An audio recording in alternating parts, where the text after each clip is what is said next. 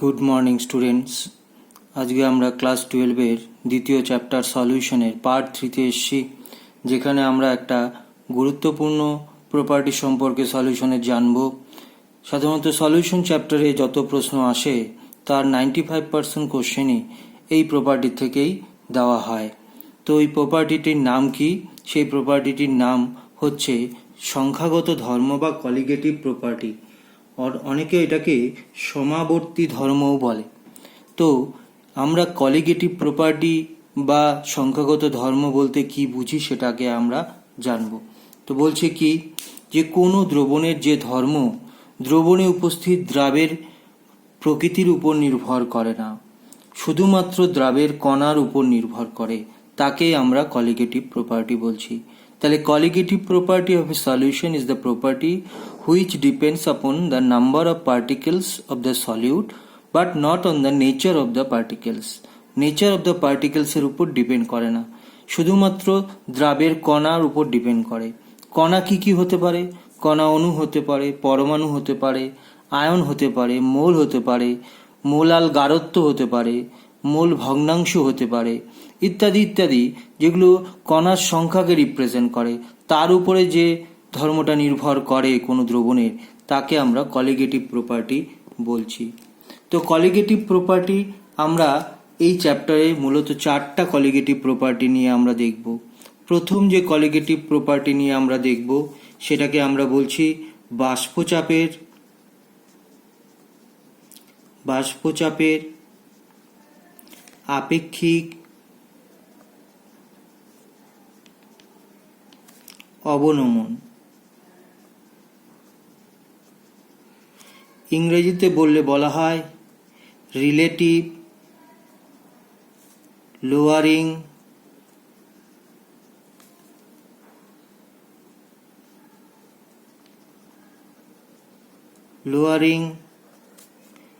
of vapor pressure। Relative lowering of vapour pressure, এটাকে শর্টে বলা হয় RLVP।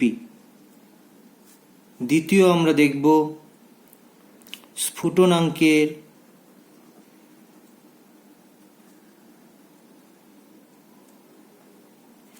উন্নয়ন।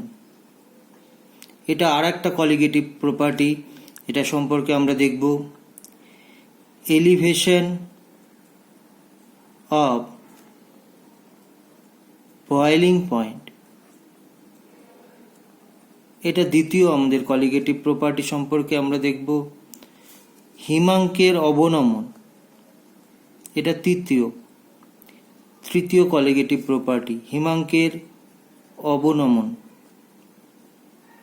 Depression of freezing temperature.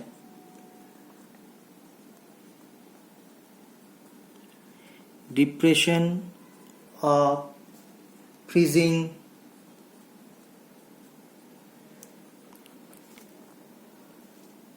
Point.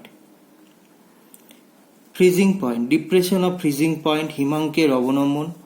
R lastly আমরা দেখব অভিস্রবণ চাপ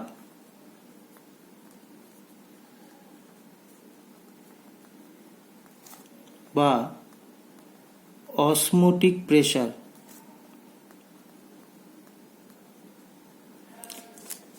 এই 4টা কলিগেটিভ প্রপার্টি সম্পর্কে আমরা জানব। তাহলে কলিগেটিভ প্রপার্টি কি হলো? যে প্রপার্টি শুধুমাত্র দ্রবণে উপস্থিত দ্রাবের কণার সঙ্গে রিলেটেড, অর্থাৎ কণার সংখ্যার উপর নির্ভর করে, কিন্তু কণার প্রকৃতির উপর নির্ভর করে না, তাকে আমরা কলিগেটিভ প্রপার্টি বলছি। এরা মূলত 4 রকমের হয়। বাষ্পচাপের আপেক্ষিক অবনমন 1 নাম্বার, 2 নাম্বার স্ফুটনাঙ্কের উন্নয়ন, 3 নাম্বার হিমাঙ্কের অবনমন এবং 4 নাম্বার অভিস্রবণ চাপ। তো প্রথমে আমাদের দেখে নেওয়া যাক এই যে কলিগেটিভ নেচার বা কলিগেটিভ প্রপার্টি, এটা মেনে চলার শর্তটা কি। এর মেনে চলার শর্ত হচ্ছে খুবই ইম্পর্টেন্ট, 2টি শর্ত।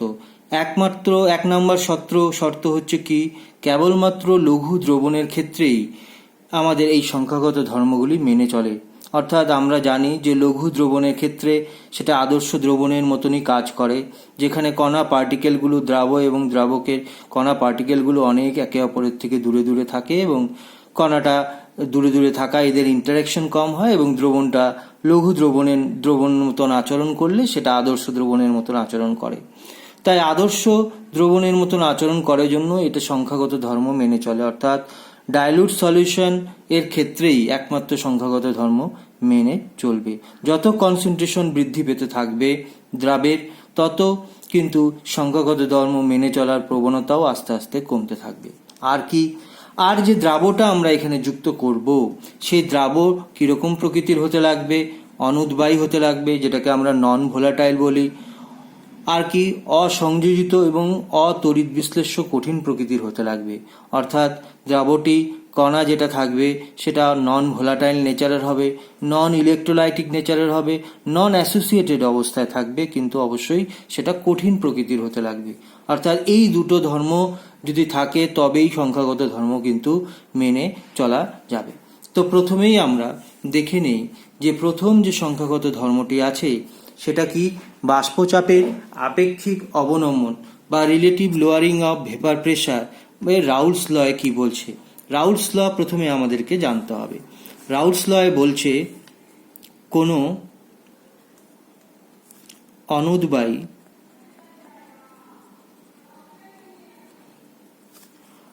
অতড়িৎ বিশ্লেষ্য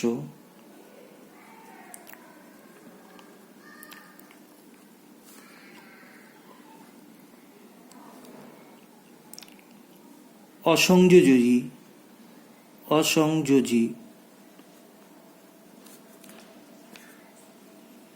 কঠিন দ্রাব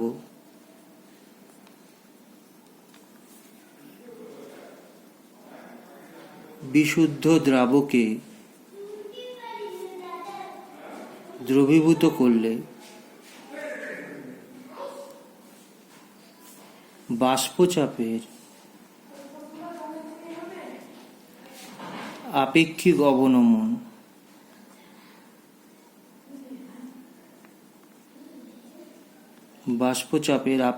অবনমন দ্রবণে উপস্থিত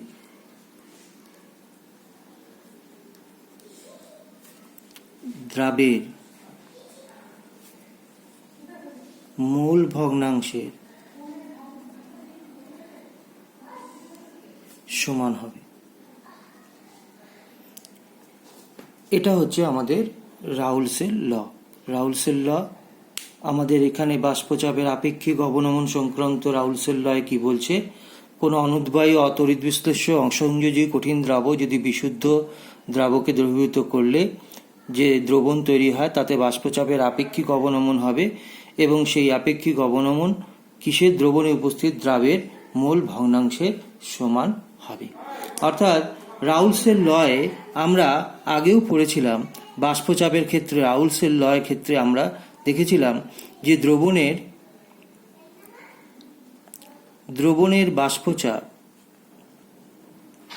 দ্রবণের বাষ্পচাপকে আমরা P1 দিয়ে ডিনোট করেছিলাম। বিশুদ্ধ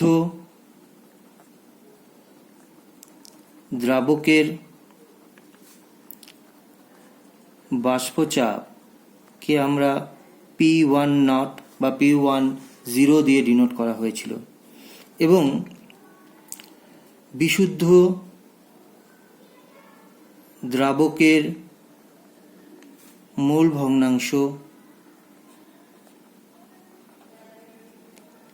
ভগ্নাংশকে আমরা সাফিক্সে 1 দ্বারা x1 দ্বারা প্রকাশ করেছিলাম। আর আমরা দ্রাবের মূল ভগ্নাংশকে আমরা x2 দ্বারা প্রকাশ করছি। তাহলে আমরা রাউলসের যে প্রথমে যে সূত্রটা আমরা জানতাম, রাউলসের ল অনুযায়ী আমরা যেটা জেনেছিলাম যে P1 is equals to P10 into x1 হবে। অর্থাৎ কোনো দ্রবণে বাষ্পচাপ, বিশুদ্ধ দ্রাবকের বাষ্পচাপ এবং বিশুদ্ধ দ্রাবকের মোল ভগ্নাংশের গুণফলের সমান হয়। এটা হচ্ছে আমাদের রাউলসের ল। রাউলসের ল থেকে আমরা এটা জানি। তো আমরা এটাও জানি মোল ভগ্নাংশের ক্ষেত্রে x1 plus x2 is equals two 1 ধরা হয়। কেন? আমরা আগেই শিখেছি আগের দিনে। তাহলে এখান থেকে আমরা x1 is equals two 1 minus x2 আমরা লিখতে পারি। তাহলে এই ইকুয়েশনে x1 এর জায়গায় 1 মাইনাস x2 বসিয়ে দিচ্ছি। তাহলে p1 is equals to p10 1 minus x2 বসিয়ে দিলাম। তাহলে কি দাঁড়ালো? p1 is equals to p10 minus p10 x2। এটা আমরা পেলাম। এটাকে সিম্পলিফাই করলে আমরা কি পেতে পারি? সিম্পলিফাই করলে আমরা বলতে পারি বা p10 x2 is equals to p10 minus p1, এটা আমরা বলতে পারি। বা এখান থেকে আমরা বলতে পারি যে p10 is equals to p10 minus p1 by p10, sorry এটা x2 is equals to p10 minus p1 by p10 আমরা বলতে পারি। x2 ইজ ইকুয়ালস টু এটা আমরা বলতে পারি। What is this? এটা কি? এটা হচ্ছে p10 অর্থাৎ বিশুদ্ধ দ্রাবকের বাষ্পচাপের সাপেক্ষে কতটুকু বাষ্পচাপের আমাদের অবনমন হলো। তাহলে এটা p10 মাইনাস p1, এটা মানে হচ্ছে বাষ্পচাপের অবনমন। বাষ্পচাপের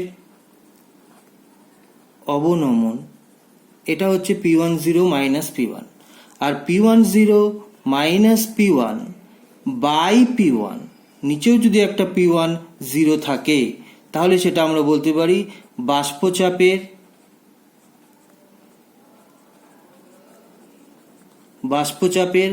আপেক্ষিক অবনমন। বাষ্পচাপের আপেক্ষিক অবনমন অর্থাৎ এখানে বিশুদ্ধ দ্রাবকের বাষ্পচাপের সাপেক্ষে কতটুকু অবনমন হলো, এটাকে তাহলে আমরা বাষ্পচাপের আপেক্ষিক অবনমন বলতে পারি। এটা তাহলে কার সমান হচ্ছে? এটা সমান হচ্ছে x2। x2 মানে কি? x2 মানে হচ্ছে দ্রাবের মোল ভগ্নাংশ, দ্রাবের মোল ভগ্নাংশের সমান। সুতরাং আমরা এখান থেকে একটা সমীকরণ আমরা প্রতিষ্ঠা করলাম, p10 minus p1 by p10 is equals to x2। এটাই আমাদের রাউলসের বাষ্পচাপের আপেক্ষিক অবনমন সংক্রান্ত সূত্র। সেখানে কি বলা হয়েছিল? যে কোনো অনুদ্বায়ী অতড়িৎ বিশ্লেষ্য অসংযোজী কঠিন দ্রাবক যদি বিশুদ্ধ দ্রাবকে যুক্ত করা হয় তাহলে বাষ্পচাপের যে আপেক্ষিক অবনমন হবে সেটা দ্রাবের মোল ভগ্নাংশের সমান। অর্থাৎ বাষ্পচাপের যে আপেক্ষিক অবনমনটা হলো সেটা কি হলো? দ্রাবের মোল ভগ্নাংশ x2 সমান হবে। এটাই ছিল রাউলসের ল। তাহলে রাউলসের ল আমরা প্রতিষ্ঠা করলাম এখান থেকে। বেশ, এখন আমরা জানি হোয়াট ইজ x2। x2 মানে কি? x2 মানে হচ্ছে দ্রাবের মোল ভগ্নাংশ।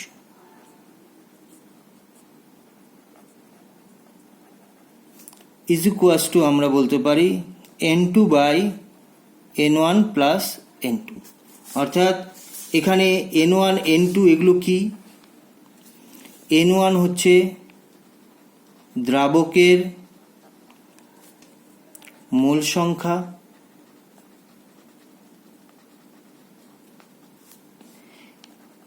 n2 কি? দ্রাবের মোল সংখ্যা।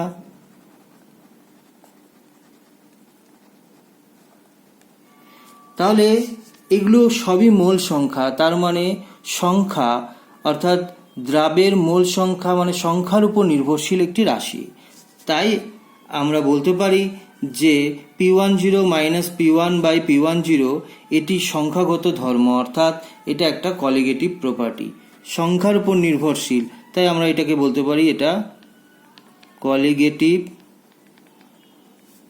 প্রপার্টি।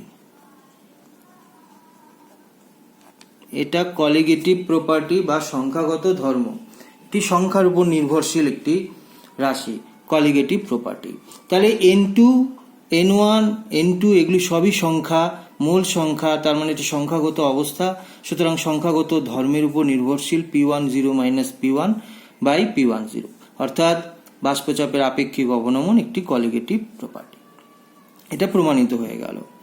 আমরা এটাও জানি যে N2 is equals to W2 by M2 আর N1 is equals to W1 by M1, যেখানে W2 কি দ্রাবের ওজন, M2 হচ্ছে দ্রাবের আণবিক ওজন,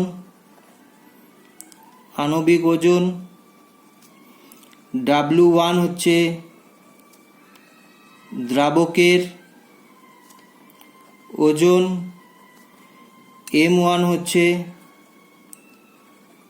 দ্রাবকের আণবিক ওজন।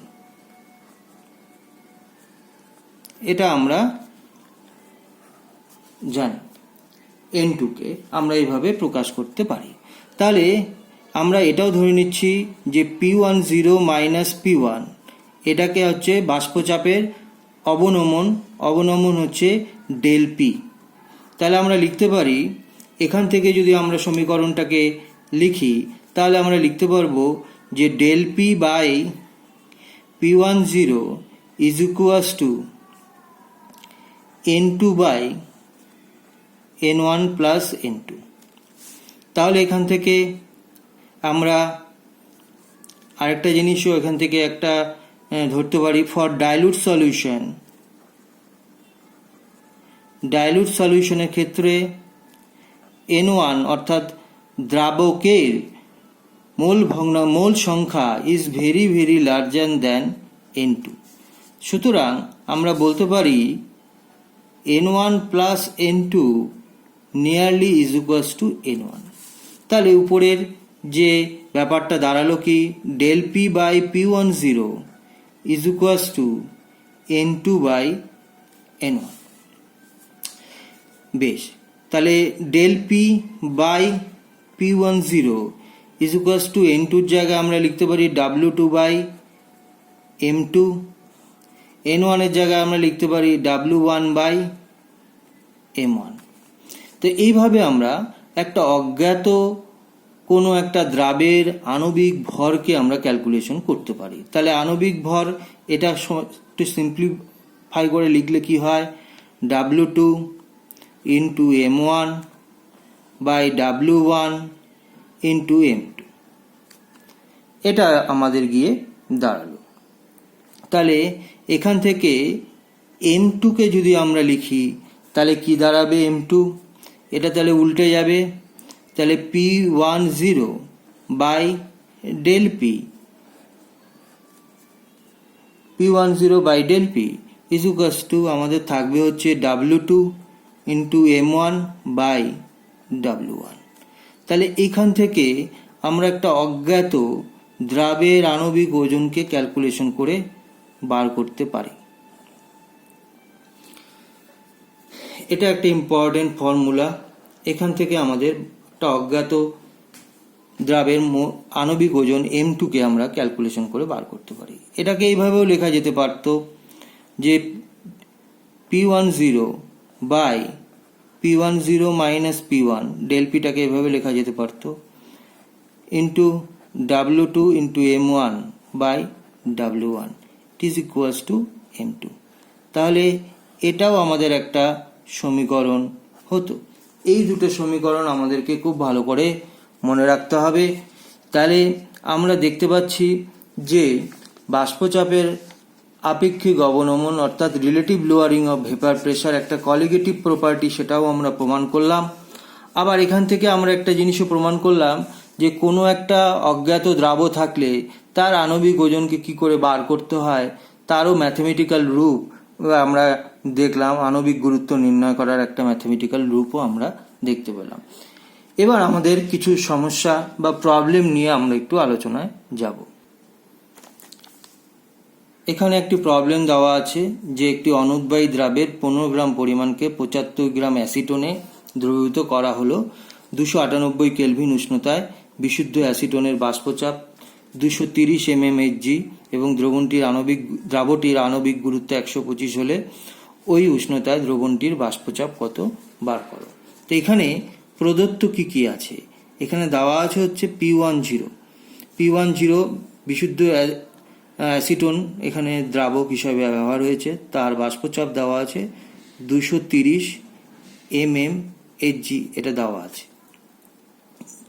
ঠিক আছে, আর কি বলছে দ্রবণটির বাষ্পচাপ অর্থাৎ P1 কত সেটা আমাদেরকে বার করতে বলছে। আর কি বলছে, এখানে অনুদ্বায়ী দ্রাবের 15 গ্রাম দ্রবীভূত আছে, অর্থাৎ W2 এখানে দেওয়া আছে 15 গ্রাম, এবং এখানে M2 কত বলা আছে, M2 দেওয়া আছে, আণবিক গুরুত্ব দ্রাবটির আণবিক গুরুত্ব 125, এত গ্রাম পার মোল, এত দেওয়া আছে। আর কি দেওয়া আছে, বলছে দ্রাবকটি হচ্ছে অ্যাসিটন, যার ওজন দেওয়া আছে হচ্ছে 75 গ্রাম, 75 গ্রাম। আর এখানে M1 যেহেতু এটা অ্যাসিটন,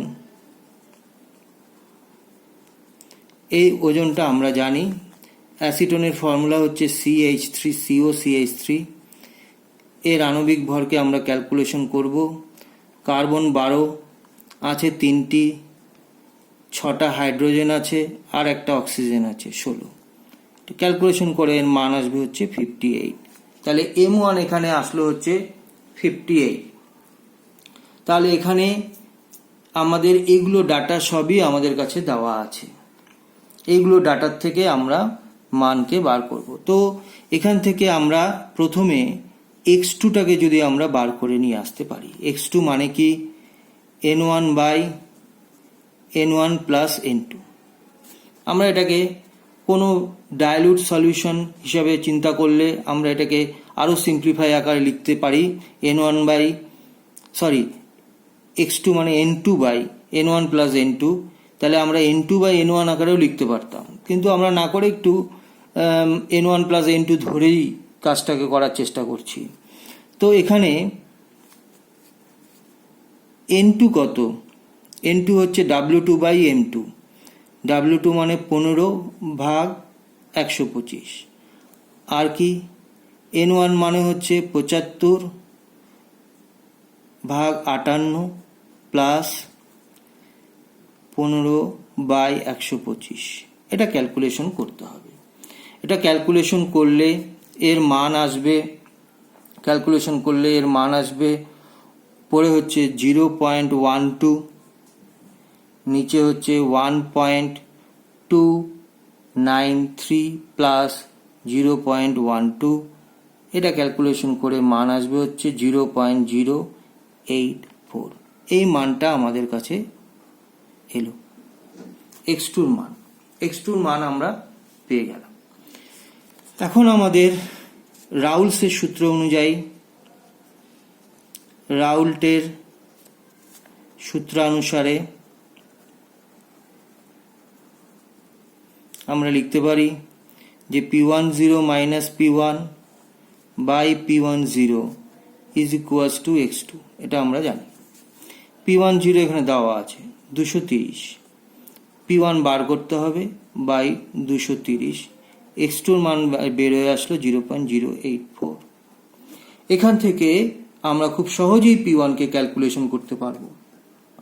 এখান থেকে P1 কে ক্যালকুলেশন করলে আমাদের P1 ইজ ইকুয়ালস টু আসবে 230 মাইনাস 19.32, দ্যাট ইজ P1 এর মান এখানে আসবে হচ্ছে 210.68 এত mmHg, এটা আমাদের অ্যান্সার।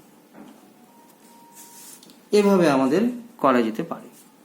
আর একটা উপায় আছে এটাকে করার, আর একটা উপায়ও আমাদের কাছে আছে। সেটা কি, আমরা রাউলসের প্রথম সূত্রে আমরা দেখেছিলাম যে দ্রবণের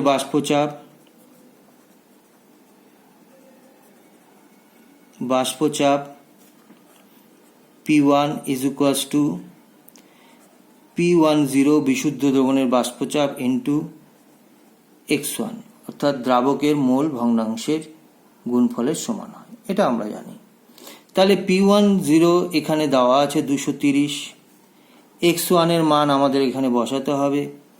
x1 ইজ ইকুয়ালস টু আমরা বসাবো হচ্ছে 75/58, আর এখানে আসবে হচ্ছে 15/125 যোগ 75/58, এটা করে 230 ইন্টু 0.915, এটা ক্যালকুলেশন করলে এটা আসবে।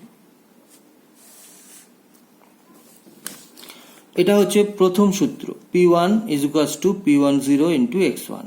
এখানে সরাসরি P10 মান দেওয়া আছে, এটা বসিয়ে দিলাম। এখান থেকে x1 এর মানগুলো সব বসিয়ে এর মান আসলো 0.915, এটা দিয়ে গুণ করলে আমাদের কত আসবে?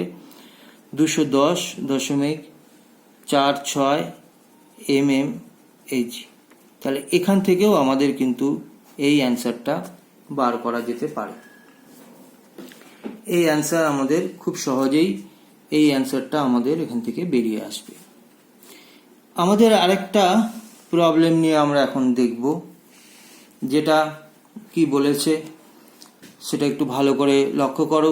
বলছে কোনো অনুদ্বায়ী পদার্থ যার 2% ওয়েট বাই ওয়েট ভলিউম জলীয় দ্রবণে বাষ্পচাপ 373 কেলভিন উষ্ণতায় 755 mmHg হয়, দ্রাব পদার্থটির আণবিক ভর নির্ণয় করতে বলছে।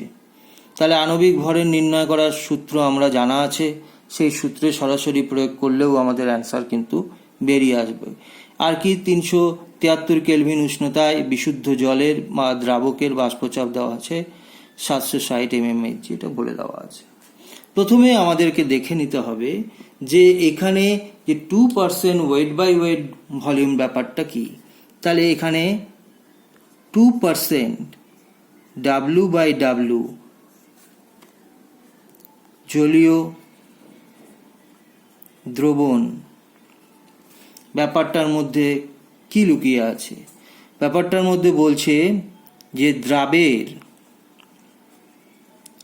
ওজন এখানে বলে দেওয়া আছে 2 গ্রাম। আর কি বলা আছে? বলা আছে দ্রবণের ওজন, দ্রবণের ওজন আছে হচ্ছে 100 গ্রাম, অর্থাৎ 100 গ্রাম দ্রবণের মধ্যে 2 গ্রাম দ্রাব, অনুদ্বায়ী দ্রাব, নন ভোলাটাইল দ্রাব দ্রবীভূত আছে। তাহলে দ্রাবকের, সুতরাং দ্রাবকের অবশ্যই সেটা বিশুদ্ধ, এবং এক্ষেত্রে এটা দ্রাবকটা হচ্ছে জল। তাহলে তার ওজন কত হবে? ওজন 100 মাইনাস 2, অর্থাৎ 98 গ্রাম আমাদের দ্রাবক আমরা পেয়ে গেলাম, অর্থাৎ জলের ওজন হচ্ছে 98 গ্রাম, আমরা এটা জানি। তো আমরা যে রাউলসের ফর্মুলা আমরা একটু আগে ডিরাইভ করেছিলাম, যে M2 is equals to P10 by P10 minus P1 into W2 by W1 into M1। তাহলে আমরা লিখতে পারি রাউল্টের সূত্র অনুসারে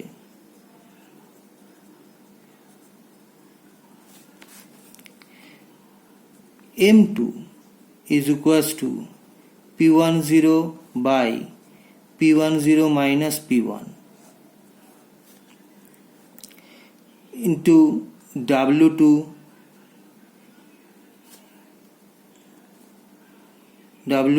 into M1 by W1। তাহলে দ্রাবের যে ওজনটা আমরা পেয়েছিলাম দিস ইজ W2, দ্রাবকের যে ওজনটা পেলাম এটা হচ্ছে আমাদের W1, এটা আমরা জানি। তাহলে P10 এখানে বলে দেওয়া আছে যে 760, নিচে হচ্ছে 760, আর P হচ্ছে 755। এবার W2 কত বলেছে? 2 গ্রাম ইন্টু M1, M1টা কি এখানে বিশুদ্ধ দ্রাবক এর আণবিক ওজন, এখানে বিশুদ্ধ দ্রাবক কি জল, তাহলে জলের আণবিক ওজন আমরা জানি 18 বাই W1, এখানে W1 কত বেরিয়েছে আমরা বের করে আনছি 98। এই হচ্ছে আমাদের পুরো ব্যাপারটা এরকম দাঁড়ালো। তাহলে 760/5 ইন্টু 2 ইন্টু 18/98, এটাকে ক্যালকুলেশন করা হলো, ক্যালকুলেশন করলে এর মান আসবে 55.83, এত গ্রাম পার মোল, এটার মান আসলে হচ্ছে M2, অর্থাৎ অজ্ঞাত যে আমাদের দ্রাবটি আছে তার আণবিক ওজন আমরা বের করে আনলাম M2 মান এখান থেকে এইভাবে আমাদের বের করে আনতে হবে। তাহলে এটাই সরাসরি আমরা ইকুয়েশনের মধ্যে পুট করলাম, ইকুয়েশনের মধ্যে পুট করে আমাদের মানটাকে সরাসরি বের করে আনা যেতে পারে। তো তোমরা দেখলে যে কি করে রিলেটিভ লোয়ারিং অফ ভেপার প্রেসারের থেকে অঙ্ক আসতে পারে। তো এগুলো বাড়িতে ভালো করে প্র্যাকটিস করবে। আশা করি তোমরা সবাই আজকের পড়াটি বুঝতে পেরেছো। Thank you.